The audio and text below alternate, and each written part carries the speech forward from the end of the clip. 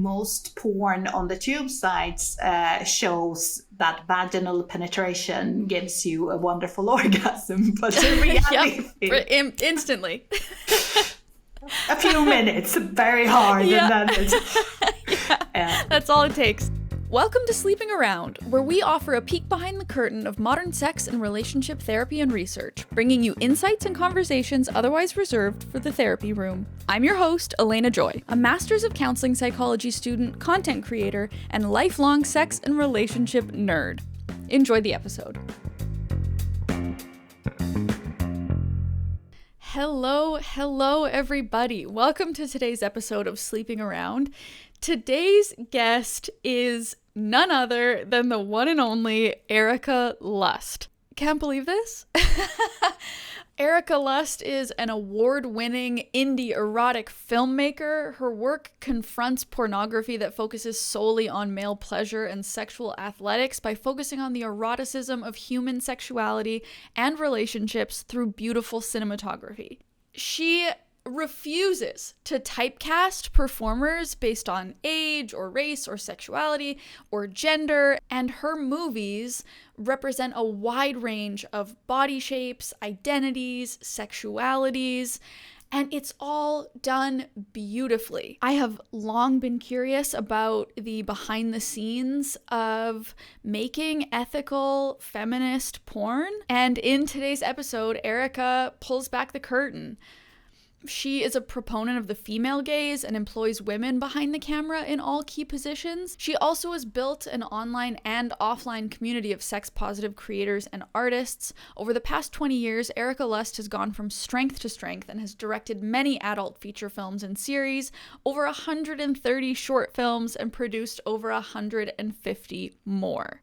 This conversation was eye-opening, it was exciting, and thought-provoking. So I invite you to grab a cup of coffee, tea, your beverage of choice, take a listen, and enjoy.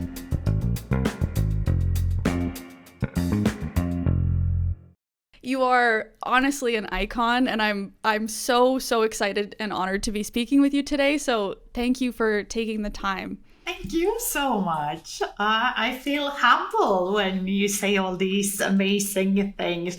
But at the same time, it's true. I've kind of done a lot. I kept myself busy. Someone was talking to me the other day about how many films I had shot, because I made my first short film 20 years ago. And I made over 300 short films and even some feature films of some series and etc. And when they were looking kind of at how many films are that, it was more than, I think, two films every month or something. So oh my goodness. That's quite, but I haven't directed all of them myself because I work as a director, but also as a producer with other directors, etc. So, and you've authored multiple books in that. You're doing speaking arrangements. You're, like I said, an absolute icon. Would you tell me a little bit about your work and how you got into porn, into this wonderful world of pornography that I, back when I was younger, thought was a bit of a terrifying world. But then I kind of discovered it and fell a bit in love with it somehow. As many women, I struggled a bit with my sexuality to find out who I was, what I liked, what was my real sexuality, kind of what was my identity. And I used porn to see what other people did and to find some kind of inspiration. But when I started to watch porn, I realized that it was always a little bit hard for me to find something that I really, really enjoyed and liked. My body used to react to the pornographic images. That felt good. I felt excited. I liked the feeling of it. But at the same time, I struggled kind of with my mind to like it, you know. I was very focused on the power dynamics that were going on. It felt to me that women somehow ended up being tools to male sexuality, but it wasn't really their stories. They were not in the center. It wasn't about their fantasies, their desire, etc. etc. They were the beautiful object, the seductress. They were there to kind of to give, but maybe not that much to actually receive or to kind of live the experience. And at the same time, I felt that lots of the porn that I found was a bit ugly. It didn't have the artistic kind of ambitions at all that I enjoyed very much in erotic art, in photography, in categories that were more interested in kind of the experience of the erotic mind, of the sexuality. And porn ended up being very simple and sometimes ugly, really, and I do watch today lots of wonderful and great porn, because I have to, always when I talk about porn, telling people that porn is not just one thing, because I think that so many people kind of have the idea that porn is what they find on the online free tube sites. But actually, there's so many different kinds of porn, and there is a whole kind of indie alternative feminist ethical movement going on with quite independent pornography that tries to show relatable experiences for different kind of people, not only for the white cis het guys. Right, the male gaze. The male gaze, exactly, because we all know that they are the ones who have been making porn for their kind of own interest for quite a long time. Even if it's true that lately there are many different voices getting into it, but they are still the big mainstream. Yes. So how would you describe ethical feminist porn? What is that? What does that mean? What is it? Well, when I try to think about a movie, a scenario, characters, I try to focus in making something where I see on screen people represented in a way that I find respectable. They are subjects of their own stories, where the gaze comes somehow from a collective behind the cameras that have the goal to portray them in a relatable way. So we try not to do what is happening in lots of the mainstream porn out there, the tokenization, the fetishization, the way of kind of dividing people into group and kind of feeding on that primary features of people, but rather bring people behind the camera and have them participating in telling the stories from their point of view. So I think that is one of the main things that really is changing when it comes to what do we actually see. But I also think it's important to mention not only the representation on screen, the participation behind the cameras, but also the working conditions in general. Yeah. And what I mean when I'm talking about the working conditions is the transparency, the no surprise policy, all the preparation that we have done from the moment where we're starting the casting process, or we're starting to get to know a performer, to find out who they are, what they like, what is their identity, what do they really enjoy, who would they like to work with, to get, that chemistry going that we all want to see, because nobody wants to watch people who are not really into each other, who are just there to get the paycheck and get out of it. What we really want is people who are capable and able of transmitting that sexual energy and that passion and that feeling of, wow, they are, really getting to a place that you as an audience is wanting to go also with them somehow. They're inviting you to come on their erotic journey. But then people talk a lot about the kind of the ethical aspects of it. They call it ethical porn, etc. When we talk about ethical, it's not only how you make the film that matters. It's also how you market it, how you distribute it, and how you consume it. So I would say it's not only the producers that are involved in this kind of movement, but it's also the whole situation of that footage getting into the company, to the distribution company, to the marketing department, and the marketing department deciding how are they going to name this sex scene or this film or these performers. Are they gonna go by these easy tag words that we see popping up all the time on many of the free tube sites out there?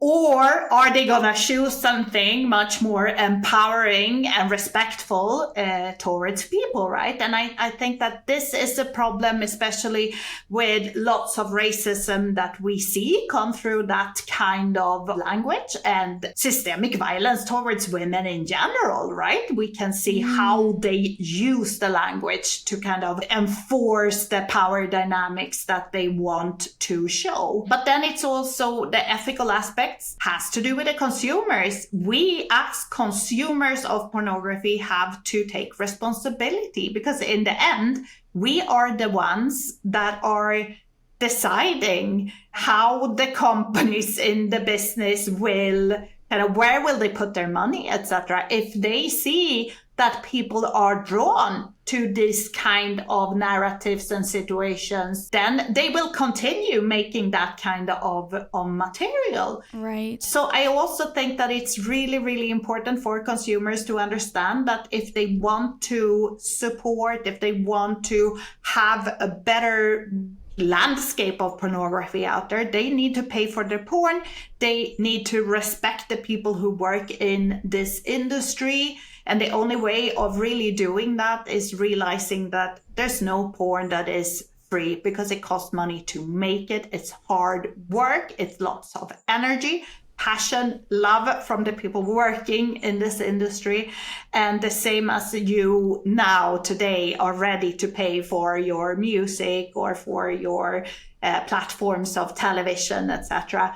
Please do the same with this industry. Your dollars, your clicks, all of that is almost like a vote, yes. Right? Like you're voting where should these bigger mainstream companies put their money, and how can we move the needle and toward how ethical. Are they gonna reshape the industry? Because obviously that is what is happening, and I have seen it happen during these 20 years. I've seen how people like me in this kind of indie part of the business, how we somehow have provoked debate and criticism and ideas of how we can work better, how we can have safer sets for everybody, how we can take care of the people in this industry. And they are the serious companies in adult. They are working hard to make better conditions for everyone. The process you're describing of kind of casting and choosing your performers and finding the right fit, you want to showcase pleasure. You want to showcase, from what you've described, real chemistry, real excitement, real exploration. So how much of the films are quote unquote real versus performance or versus acting? How do you balance that? Let's say that obviously we live in a time of hyper reality somehow. So how much of anything we do is 100% real or is a performance? It's a good question. Some people might be more close to the real person that they are. Some might be more playing a bit of, a persona, a role that they put on.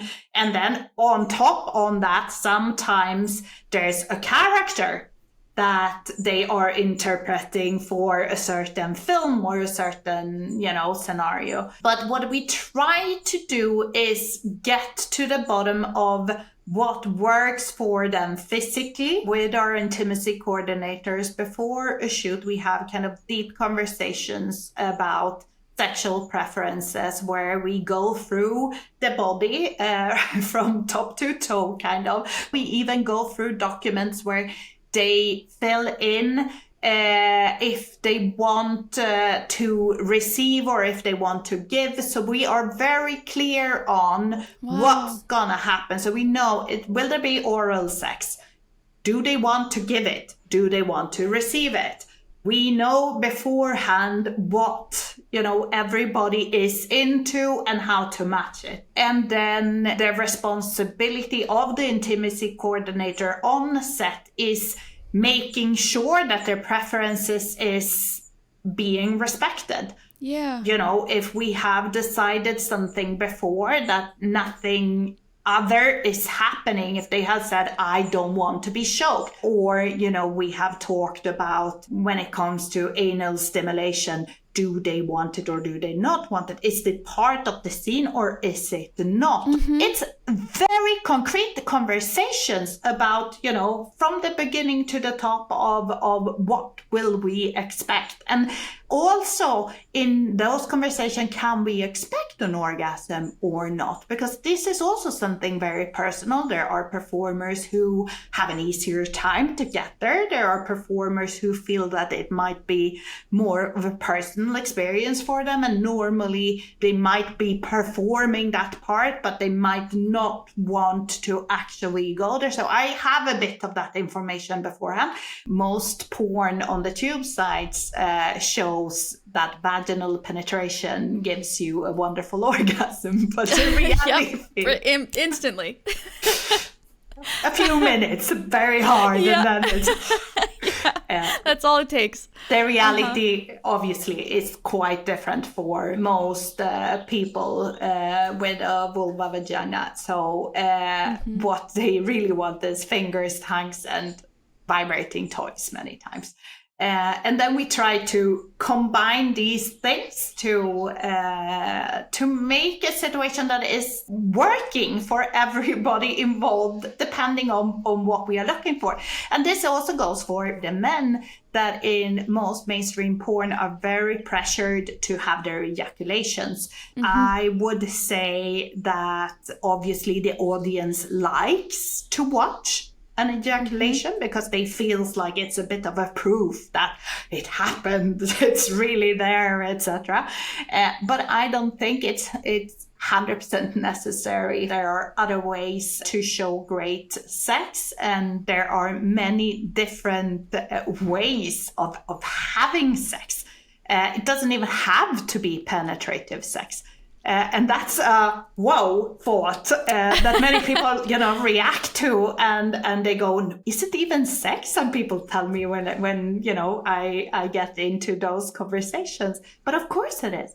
So much of what you're saying, I'm like, can we take this and apply this just to relationships and sexual experiences in general? The conversations that you're talking about things that somebody likes, or things that are a hard no, things that are I would like to explore that. This is a sensation I like. This is one that I don't like.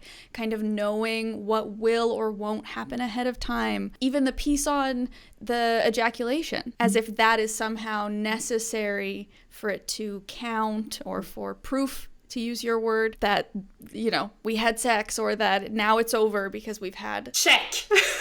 Yes, yeah, exactly. Check. We have done sex. Congratulations.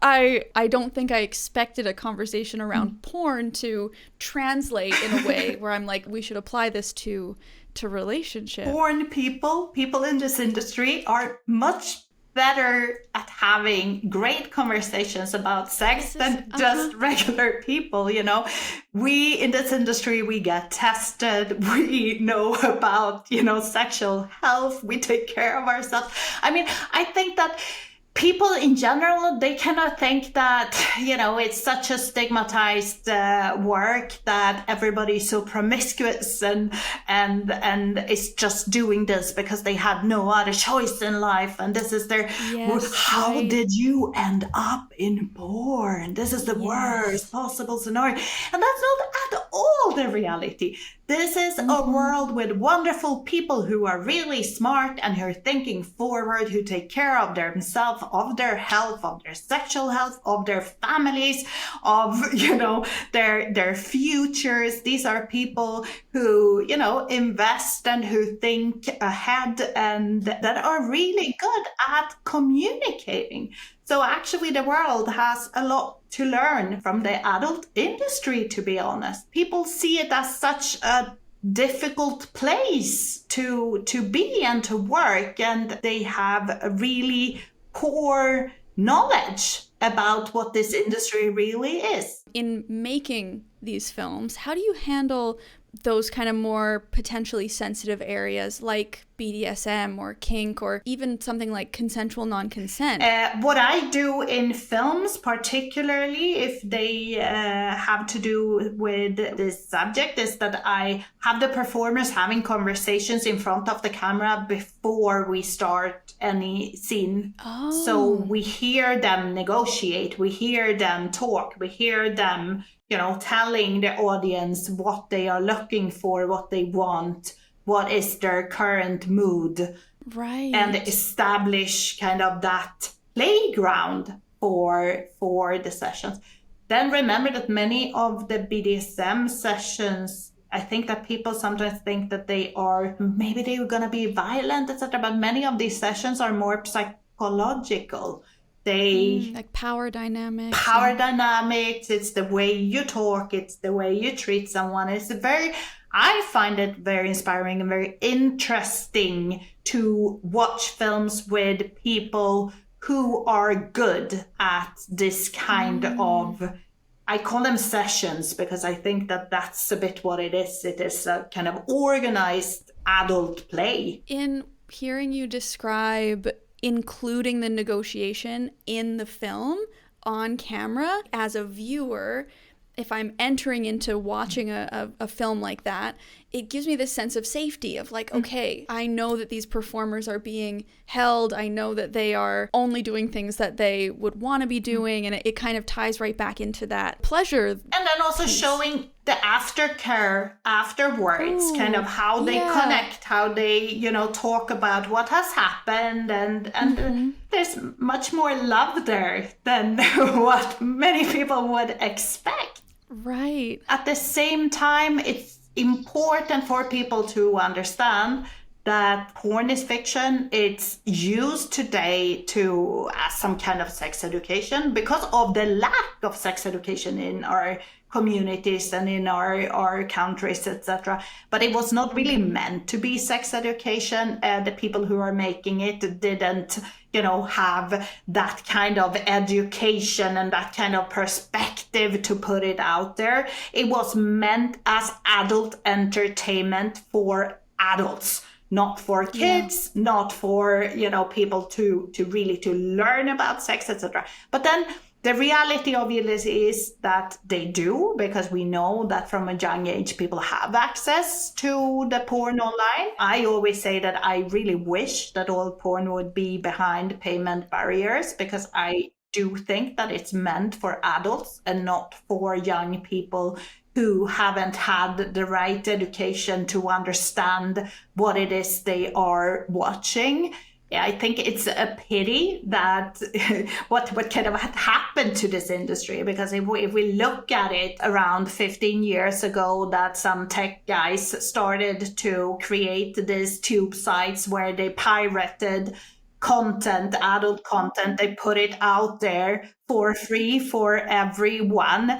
The kind of, the laws and the governments, they didn't know how to regulate and how to work around this. So these sites, they grown exponentially very quickly because people wanted to watch porn. That's why they choose porn. If people would have wanted to watch, horses run or birds fly, they would have chosen that kind of videos. But, right. what they wanted was to drive traffic. And that's what they did. They pirated, they found the traffic, they sold advertisement to that traffic. And many times shitty advertisement, grow your dick pills, date the sexy Latina in your neighborhood, things that didn't really make sense. But, these people, they didn't really care about sex or porn or the human experience of respecting sexual identities, or they didn't care about that. They were just there to grow their empire and to earn money.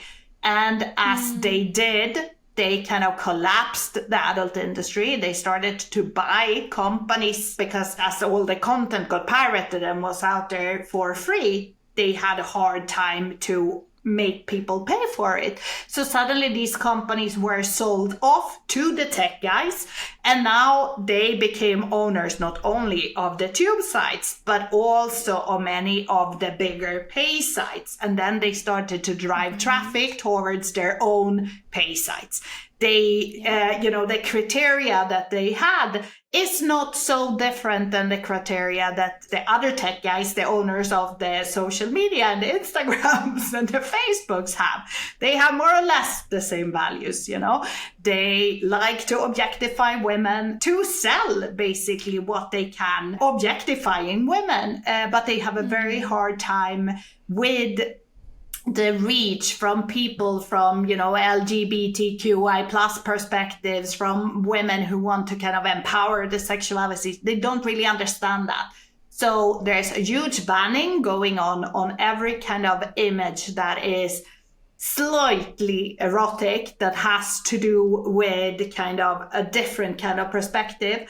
But as long as you objectify yourself, you are welcome to do that, and they will help you drive traffic. That's the world we live in. What we can do is to show other kind of situations, other kind of images, other kind of people in power, etc. Through filmmaking, we have this wonderful opportunity to have people watching our films and kind of empathizing with people maybe outside their own sexuality, outside their own comfort zone, and little by little starting to understand and kind of accept other people. One of the things that I like so much is when I receive feedback or emails or, have men coming up to me, because many times I thought that that my films were mostly watched by, women, LGBTQI plus community, like other people outside these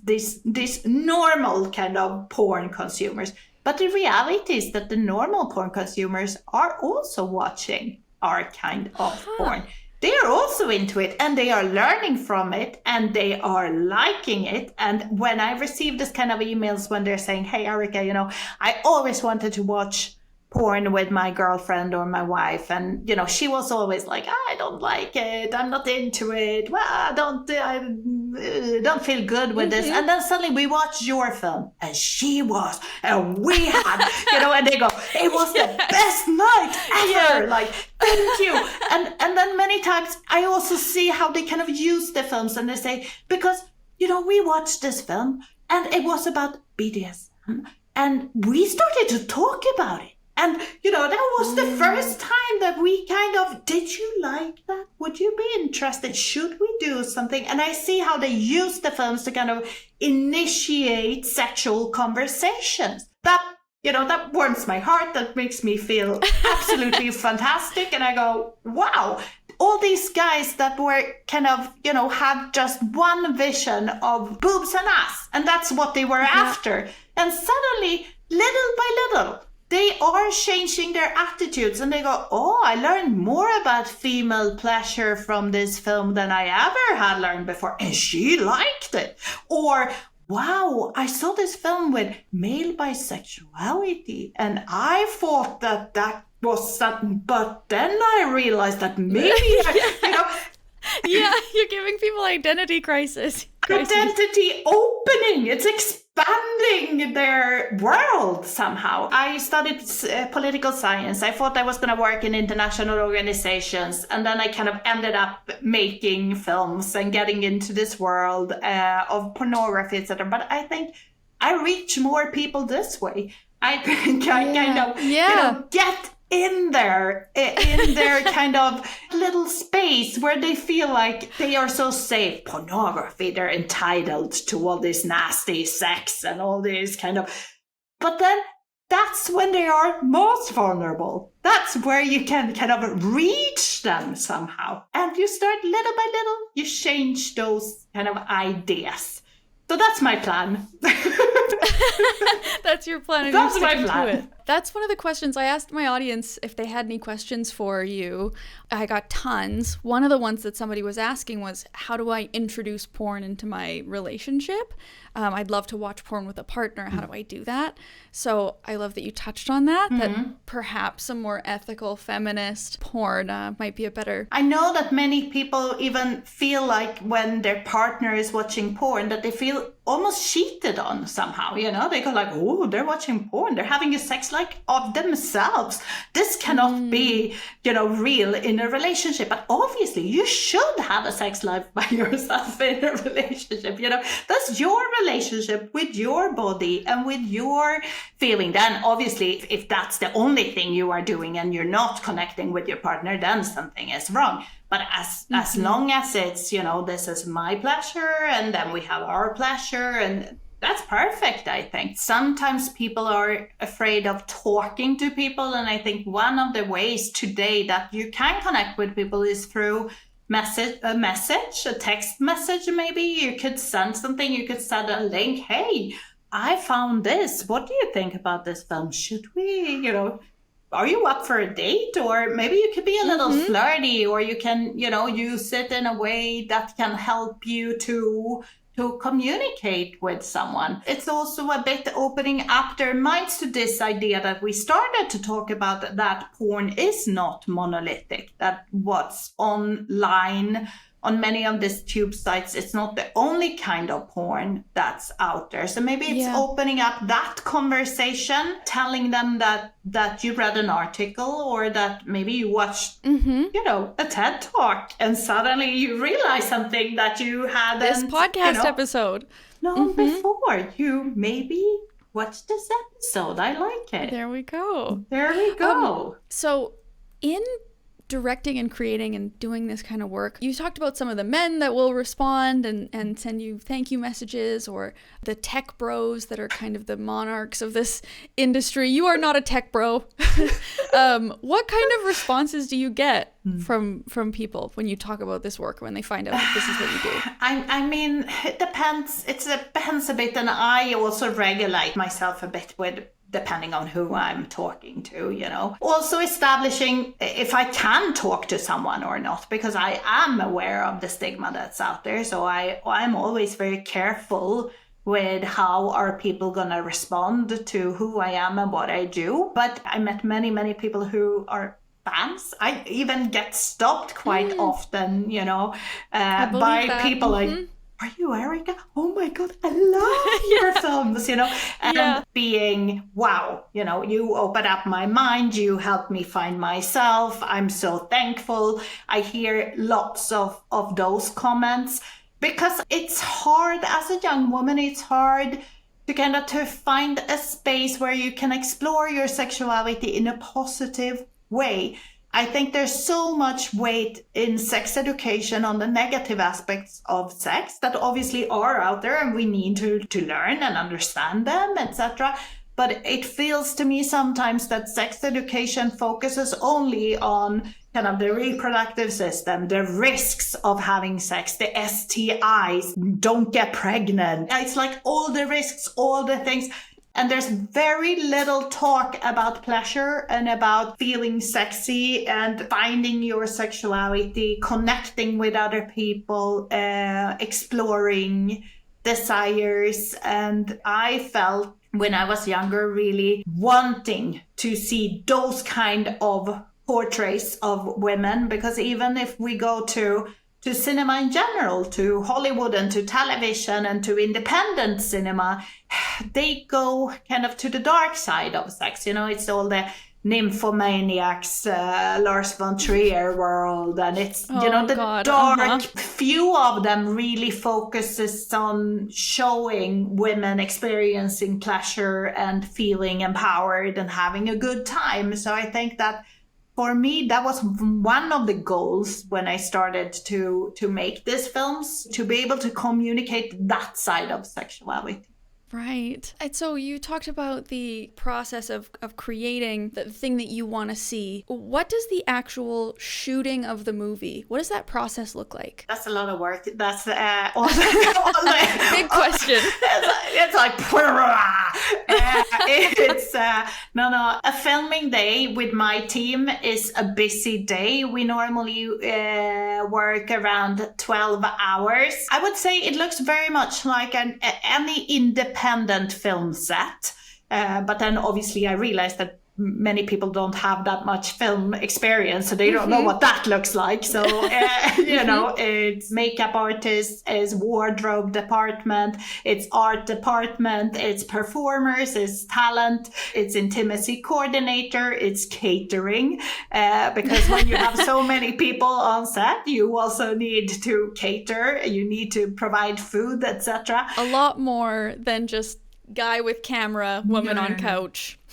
I've always warned the performers, because many of them obviously in the adult industry are not used to so big film crews. Right. Some of the male performers react quite a lot to that we are so many women in my crew. So they sometimes get a bit nervous, because it's like they want to do a good performance in front of the crew. All the women. Oh. So are your performers and your crew, are these folks who have kind of left quote unquote big porn and come to you? Are they people new to porn? Most of the crew I work with are people from the film industry in general. They work on other films, they work on television, they work on music videos, they work in advertisement. The performers, many of them work both in what we call independent porn and mainstream porn, because if you want to make a living out of this, most of them are content creators for themselves. They work with some mainstream porn companies, they work with some independent companies,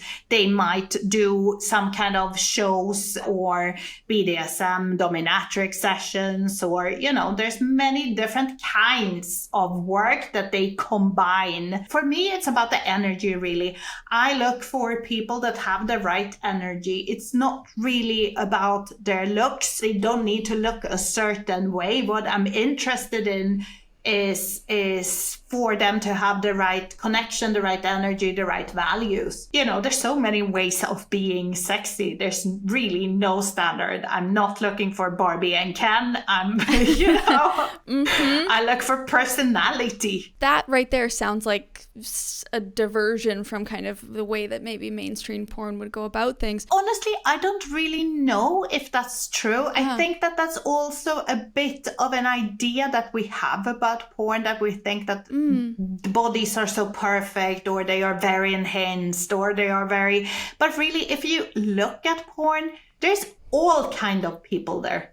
All kind of ages, body types, colors, styles, etc. But then it's true that the mainstream industry has a certain way of kind of style them and do the makeup and the wardrobe and make them look a certain way that probably is not even how they look in, their life. It's kind of the producers and the directors who pornify the performers. Yeah, And that's the same way when they are having sex. Many of these big companies in this industry, they have their formulas. For me, it's a lot of kind of breaking down that formula and letting performers be a bit freer, living a bit more the experience and having a little more time to improvise and to enjoy. If you have an hour to shoot something, maybe you're not going to have the time to get into the right mood, etc. So what I need to provide, even if I have a very tight kind of shooting day, is for the sex scene, I always need to schedule the sex talk before. So I need to have a time for the performers to be able to freshen up, to have a shower, to, brush their teeth, to talk through again how we're going to make this scene. And, when you look at it, that's half an hour, 45 minutes. You need that time, and then you need a little extra time in case something doesn't work or happens, etc. So you can't push it too hard either. It's an art knowing how to schedule a porn shoot. You don't want to have sex after lunch either. There are kind of many things. Right. You've mentioned the chance to explore things that they're interested in exploring, and you've mentioned improvising. How do you balance that with getting the shot that you want to get, or kind of sticking to your schedule or your plan? How do you balance that with improv? I see it more that when we shoot the sex, it's more documentary style. The way we shoot it, the way we prepare it, the timing we have for it, etc. The other part of my story normally, because as I do quite a lot of short films, they're kind of organized. So there's a fiction part, and then there's kind of the sex part. And that part is the one that is very kind of scheduled and planned in advance, where I know exactly what shot I'm looking for, and it's very kind of thought through and organized. Versus the sex part can be a bit more free. But it's also, where are we having sex? Every place has its own kind of circumstances. So you have to adapt to that, and you have to talk to the performers so they feel okay with what you are giving them. And so what would happen if you have that conversation with a performer and they say, no, I'm actually not okay with that? No, then we have to look for something different, of course. Simple. Obviously, right. I would never force anyone to do something that they don't feel okay with.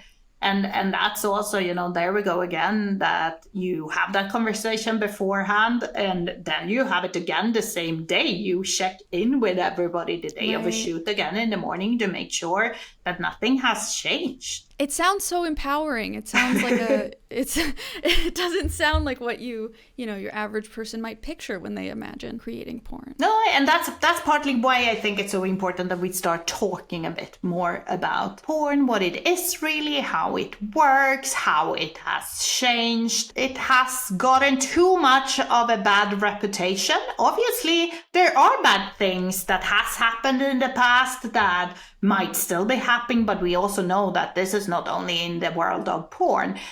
What does happen in Hollywood, what does happen in the fashion industry, what's happening every day in a restaurant or in a lawyer's office.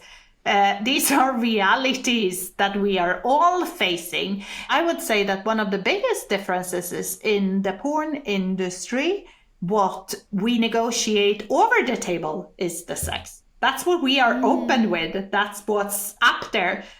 Whether in other businesses, it seems like sex is what's happening under the table, in the wardrobes, in the dark rooms. Right. Yeah. Something to think about. Mm-hmm. So a question that I like to ask all of my guests is, what's one thing that you wish everybody knew about porn? I really wish that the people in general would understand that porn is not monolithic, that many different kinds of porn exist. If you don't like what you have seen before, there are other types that might fit you better. I think that is something that I would like for people to know.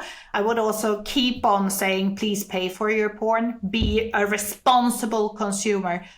It's great that you like it, etc., but be responsible, the same way as so many people have started to understand that when they go to the supermarket, they need to think about what they are buying, What kind of food? Where does it come from? How has it been processed? Do the same with the porn that you are watching, because if you watch better porn, you're gonna feel better about yourself. I sometimes I say I make films. I want to make films that people, can feel good to, that they can use their sexual energy in a healthy and great and wonderful way. That's kind of my goal with the films I'm making. Making films worthy of your sexual energy. That's great. Where could somebody find ethical porn? Where can they find you? If we're listening to this and they're going, okay, yes, I'm with you. I want to pay for my porn. Yeah. This is the kind of porn Never heard about it before. Where can I find it? Yeah, exactly. Where do I find it? Well, I would tell them to come to erikalast.com. That's Erika with a K. The Viking way, because I'm Swedish. So you can, watch lots of different films and directors, and we have gathered the best, really, I think, of independent, alternative, feminist, ethical porn. So come by, check it out, get a great offer, because there's always, as we're asking you to pay for it, we normally try to give you a really good offer so you dare to do it. Okay, that'll be linked in the show notes. That'll be linked in the description. Also, Erika's social media will be linked. Anything that you could want to know, it's down there if you want to go check it out. Thank you so much for your time, Erika Lust. This is incredible that we've had you on the show. I'm really excited about it. Like I said, anywhere you want to find her, it will all be linked in the show notes. Thanks for listening. You can also access all of our extended cut episodes with bonus content from every single guest over on Patreon at patreon.com/AlenaJoy. That's patreon.com/ALAYNAJoy. And be sure to follow us on Instagram at sleepingaroundpod for updates, teasers, episode discussions, and more. This episode was produced by Elena Joy and Danae Fender and edited by Lucian Brinkley. See you next time, back here on the couch.